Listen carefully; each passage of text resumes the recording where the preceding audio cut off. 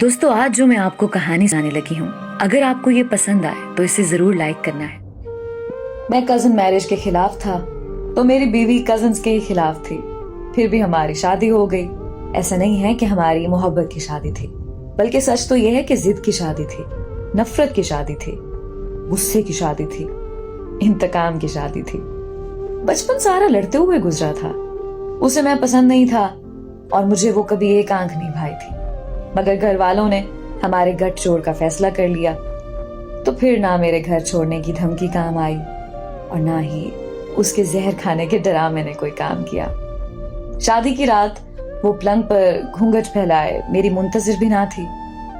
جب میں کمرے میں داخل ہوا تو دل ہی دل میں اس کی گردن مروڑنے اور اسے قتل کر ڈالنے کے کئی ارادے بنا کے رکھ کر چکا تھا، اور وہ جائے نماز پر بیٹھی ہچکیاں لے رہی تھی، شاید رو رہی تھی۔ تب میں نے جانا کہ مجبور صرف میں نہیں تھا، وہ مجھ سے زیادہ مجبور تھی۔ زندگی میں پہلی بار اس کے آنسوؤں نے میرا دل زخمی کیا۔ وہ اپنا گھر، اپنے ماں باپ، بہن بھائی اور دوست سب چھوڑ کر میرے لیے آئی تھی، اور میں اس کو ضد بنائے بیٹھا تھا۔ مجھے اس کو جھکانے کا شوق تھا، اور اس کو روتے دیکھ کر میرے سینے میں جو درد جاگا، میں نے سوچا اگر یہ واقعی جھک گئی تو کیا مجھے خوشی ہوگی؟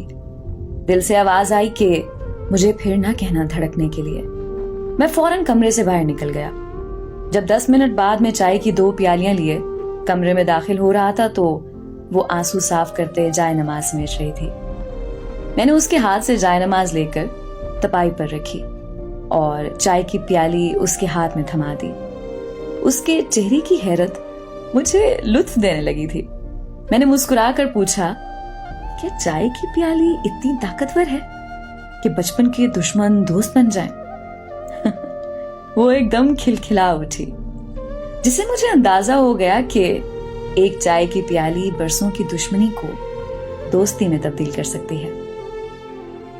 اور پھر پتہ ہی نہ چلا کہ کب ہم 2 لڑاکا کزنز ایک دوسرے سے محبت کرنے لگے۔